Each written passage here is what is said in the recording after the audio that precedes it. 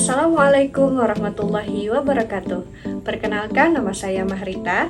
Saya adalah peserta pelatihan bakal calon kepala sekolah angkatan 1 kelas D. Dalam video kali ini, saya akan memaparkan bagaimana langkah pengambilan dan pengujian keputusan dalam sebuah kasus. Berikut kasusnya.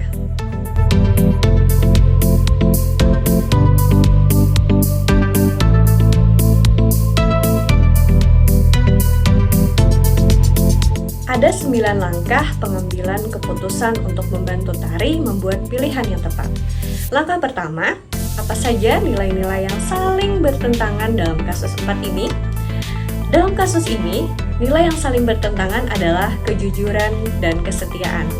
Kejujuran, Tari tahu bahwa dompet itu milik Nina, dan kejujuran menuntutnya untuk mengungkapkan kebenaran. Yang kedua, kesetiaan. Rara adalah sahabat dekat Tari. Menjaga hubungan persahabatan sangat penting baginya. Mengungkapkan kebenaran bisa saja merusak hubungan mereka. Langkah kedua, siapa saja yang terlibat dalam situasi pada kasus 4 ini?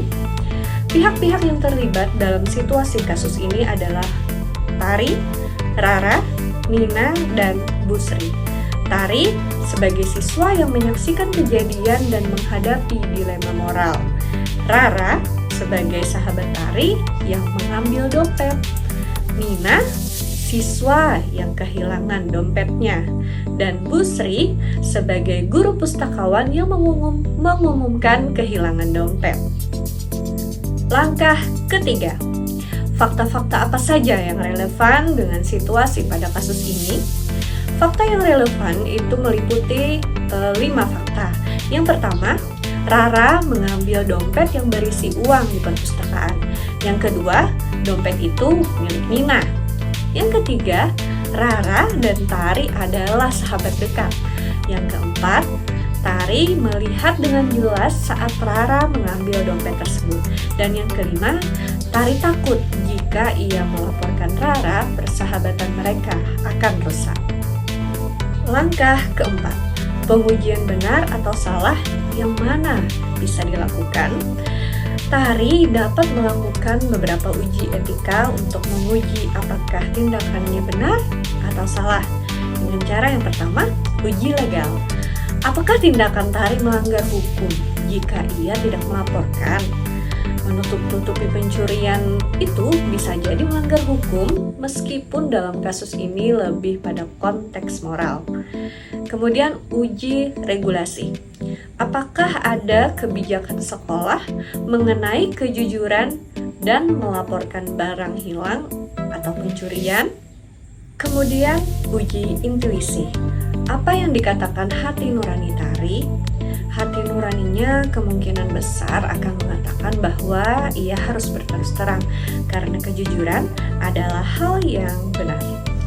Kemudian uji publikasi.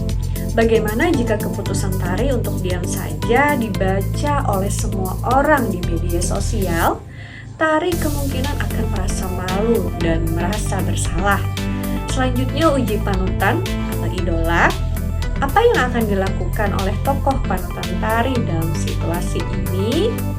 Langkah kelima, pengujian paradigma benar lawan benar yang mana yang bisa dilakukan. Paradigma yang relevan adalah keadilan versus belas kasihan. Keadilan yaitu dengan menegakkan kebenaran dengan melaporkan Rara agar dompet kembali kepada pemiliknya. Dan Rara menerima konsekuensi atas perbuatannya. Kemudian belas kasih menunjukkan belas kasihan kepada sahabatnya dengan tidak melaporkannya, menjaga hubungan persahabatan mereka dan berharap Rara menyadari kesalahannya sendiri. Langkah keenam, prinsip resolusi yang mana yang bisa dilakukan? Jadi Tari dapat memilih salah satu dari 3 prinsip resolusi. Yang pertama, berpikir berbasis hasil akhir. Jadi Tari akan memilih tindakan yang memberikan manfaat terbesar bagi sebagian besar orang. Keputusan yang diambil akan mungkin memprioritaskan Nina agar mendapatkan dompetnya kembali. Yang kedua, berpikir berbasis peraturan. Nah, pada ini Tari akan mematuhi peraturan moral yang berlaku, yaitu kejujuran. Ia akan memilih untuk melaporkan si Rara tanpa peduli konsekuensi akan persahabatan mereka. Selanjutnya, berpikir berbasis rasa peduli. Tari akan memprioritaskan hubungan dan kesejahteraan orang-orang yang terlibat, terutama Rara dan Nina. Ia mungkin akan mencoba berbicara secara pribadi dengan Rara terlebih dahulu. Langkah ketujuh, adakah opsi lain yang lebih kreatif, adil, dan bijak yang bisa dilakukan? Ya, ada trilema yang bisa dieksplorasi. Opsi kreatif ini bisa menjadi solusi yang lebih baik daripada sekedar melaporkan atau diam. Yang pertama, Tari bisa berbicara langsung dengan Rara secara pribadi. Ia bisa menjelaskan bahwa ia tahu apa yang terjadi dan memintanya untuk mengembalikan dompet tersebut kepada Bu Sri atau kepada Nina secara diam-diam. Selanjutnya, Tari dapat menawarkan bantuan kepada Rara untuk mengembalikan dompet tersebut tanpa diketahui oleh orang lain. Dengan cara ini, Tari tetap berpegang pada kejujuran tanpa secara langsung mengkhianati Rara. Selanjutnya, Tari dapat mencoba mencari tahu mengapa Rara mengambil dompet tersebut.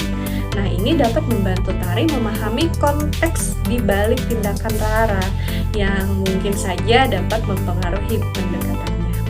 Langkah ke-8, apa keputusan akhir yang diambil sesuai dengan analisis kasus tersebut?